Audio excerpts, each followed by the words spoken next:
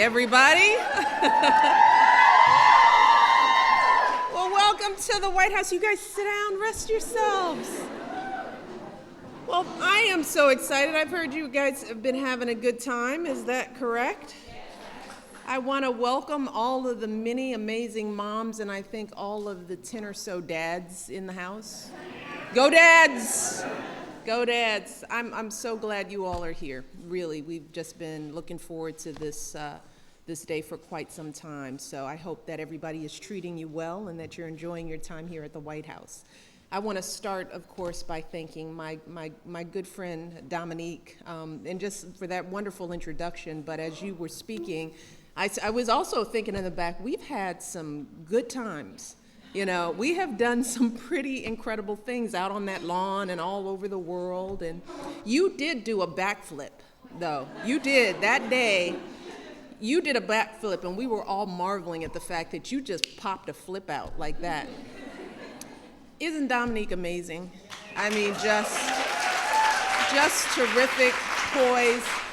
And I have seen her go from being a single professional woman on the go. You got married since we've known you. You now have two little kids, two little girls who I'm going to see next week, hopefully.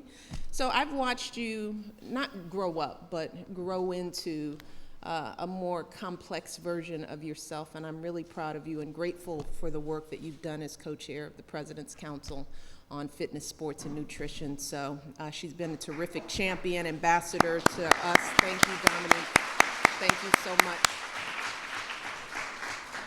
Now, I also want to thank all of you for joining us today at the White House, and thank you for the work that you all are doing to inform and empower parents around so many important issues, everything from breastfeeding to child nutrition to getting kids to be more physically active. You all are taking on some of the biggest challenges that parents are facing when it comes to their kids' well-being. And that's really why we invited you here today to talk more about Let's Move. Because no one plays a bigger, more important role in our kids' health than we do as parents. In fact, I'm not sure if many of you know the history of my involvement in childhood obesity and Let's Move, but I came to this issue really as a mom. Believe it or not, we haven't always lived here in the White House, although sometimes it feels that way. But it wasn't that long ago that I was a busy working mom with a job as an associate dean and eventually as vice president at the University of Chicago hospitals. And life back then was a constant juggling act for our family. Barack was traveling all the time. He was running for some office at some point in time. He was going back and forth to Washington. And at the time, the girls were little.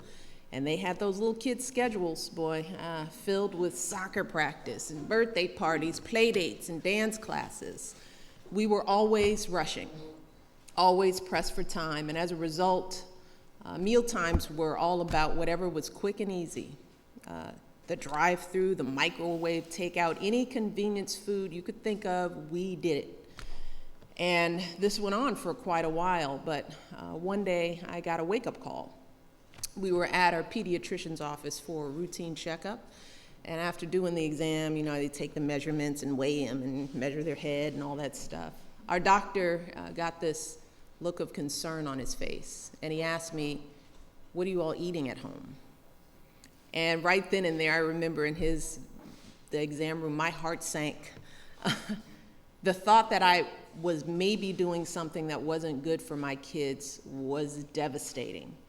And maybe some of you can relate, but as an overachiever, I was like, wait, what do you mean? I'm not getting an A in motherhood? Is this like a B minus, a C plus? What are you telling me? But it really threw me. And that was my light bulb moment when I realized that we needed to make some real changes in our family routine. So I rolled up my sleeves, went home, did some homework, and I searched for obviously simple, affordable approaches, and I started making some changes. For starters, I tried to cook more. Nothing crazy, just a few more home-cooked dinners each week, maybe baked chicken on Monday, pasta and a salad on Wednesday, and I always tried to make a nice Sunday dinner that would provide leftovers for the week. Instead of cookies and chips for snacks and sugary drinks, we switched to fruit and string cheese and lots of water.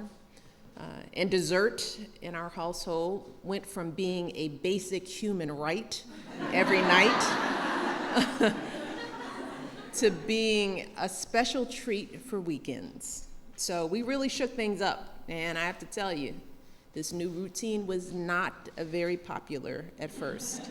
I still remember how the girls would sit at the kitchen table and I'd sort out their lunches, and they would sit there with their little sorry apple slices and their cheese sticks. They'd have these sad little faces. They would speak longingly of their beloved snack foods that were no longer in our pantry. And as they ate their veggies each night at dinner, they would curse their mother under their breath, which was okay as long as it was under their breath. So we faced some initial resistance, but here's the thing. We stuck with it. And eventually, our kids adjusted. Their palates actually changed, and they got used to eating food that wasn't drenched in sugar, salt, and fat. And at our next checkup, everything was back to normal. And our pediatrician was amazed. He asked me, he said, "What did you all do?" And he wasn't asking hypothetically. He really wanted to know how we've been able to turn things around so quickly, because he told me that in his practice, he was seeing an increase in the number of families struggling with the exact same problem. We had long discussions in the doctor's office about rising childhood obesity rates and the impact he was seeing on his patients' health outcomes, increased type 2 diabetes, high blood pressure. He was seeing all this. He saw the impact on their dental care. I mean, the list could go on and on. This is what he was experiencing on the ground. So fast forward to a couple of years later when Barack was first elected president, and I had to figure out what was I going to do as First Lady. And I knew I wanted to work on causes that were personal to me, something that I cared deeply about. And I thought back to my family's experience with healthy eating and the question that our doctor had asked us. That's when I decided that Let's Move would be my attempt to help other families across this country answer that same question. And that's really the point of Let's Move, to try to make things easier for parents who are doing everything they can to keep their kids healthy. Now, to achieve this goal, we've been working to provide better information for parents through efforts like My Plate, as you heard about, a simple icon to explain what makes a healthy plate. We're revamping food nutrition labels so that parents don't have to stand in the grocery aisle squinting and scratching their heads to try to figure out which product is actually healthy or not. We're working to build healthier communities for our families. So we're supporting mayors nationwide who are doing great things like revitalizing parks, creating youth sports leagues so our kids have more to do, laying down bike paths to make it easier for people to just get out and walk. We're taking on food marketing as well, engaging celebrities like Steph Curry, one of our household favorites, Jordan Sparks, to promote our new fruits and veggies campaign, FNV. We're working with Sesame Street to use everyone's favorite furry friends to promote fresh produce in over 30,000 grocery stores. And finally, as many of you know, we're working to create healthier daycare centers and schools for all of our kids with more nutritious food and more physical activity. We have helped install more than 4,000 salad bars in schools that are serving more than 2 million kids. We've eliminated junk food marketing in our classrooms. We've pushed schools to provide 60 minutes of physical activity each day. And we've set higher standards for the food that we serve in schools for our kids. And I have to say, this is one of my proudest achievements, all of us. Today, I am proud to say that 97% of schools are now meeting these new standards. Remember all the fuss? Well, they're getting it done, and that's terrific.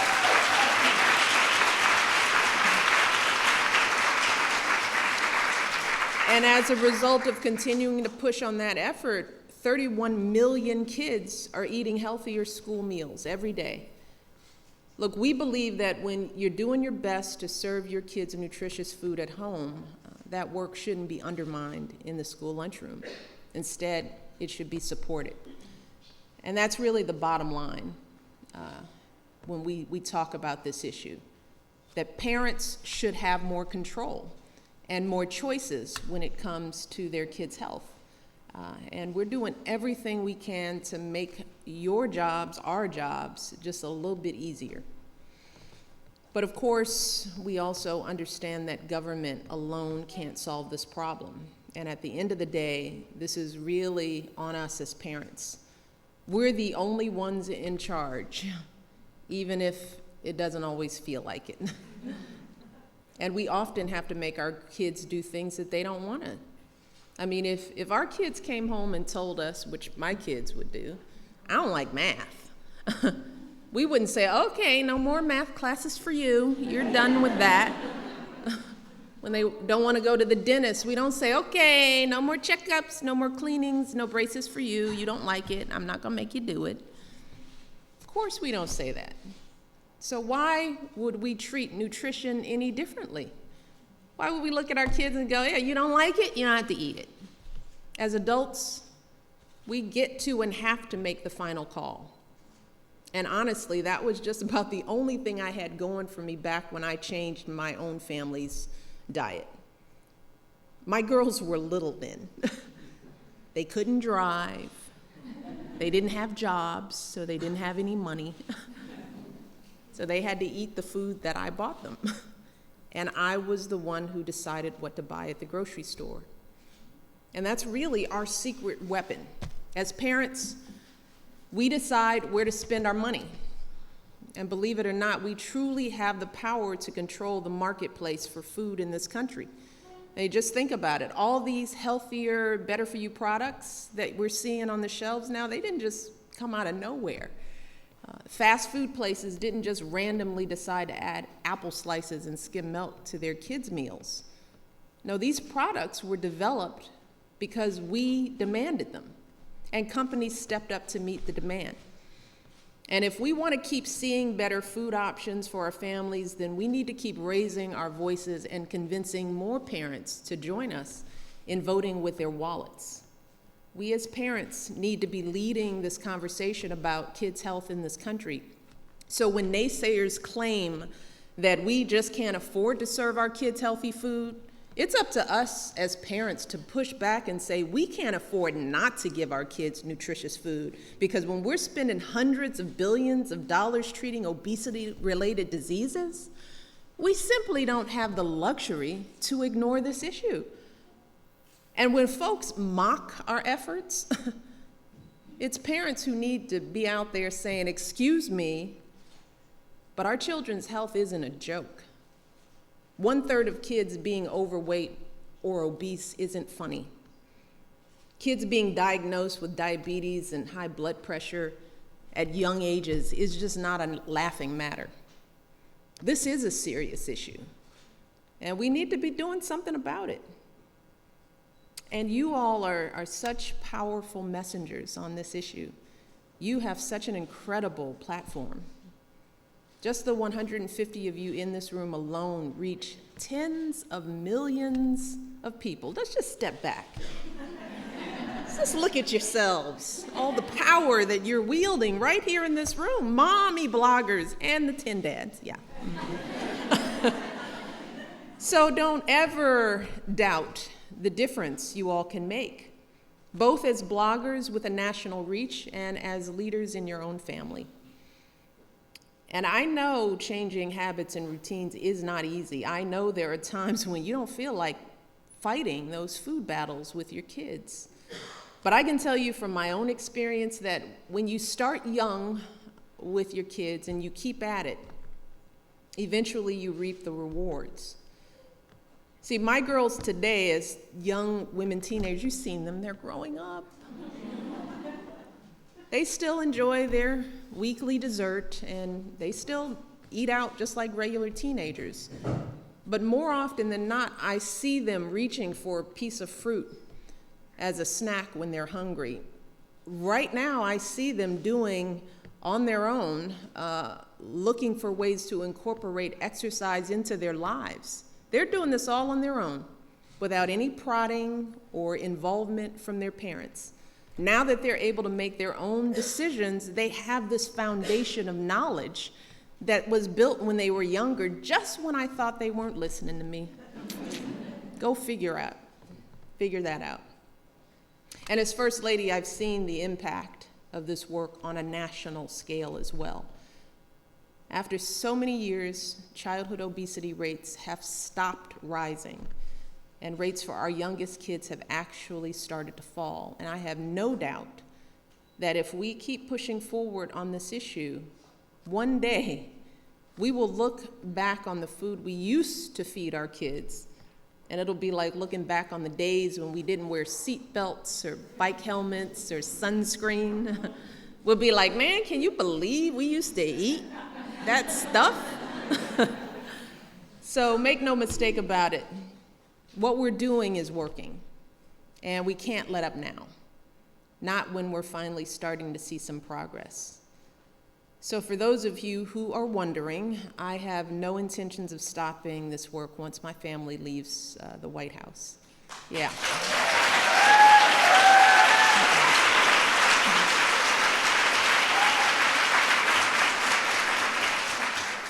It's not like I have a 1 year or 2 year time frame on this issue. For me, this issue is the rest of my life kind of time frame, because I know that's what it's going to take to truly solve this problem. And I truly hope that all of you will stick with me on this issue for years to come, even as your kids grow up and become human beings.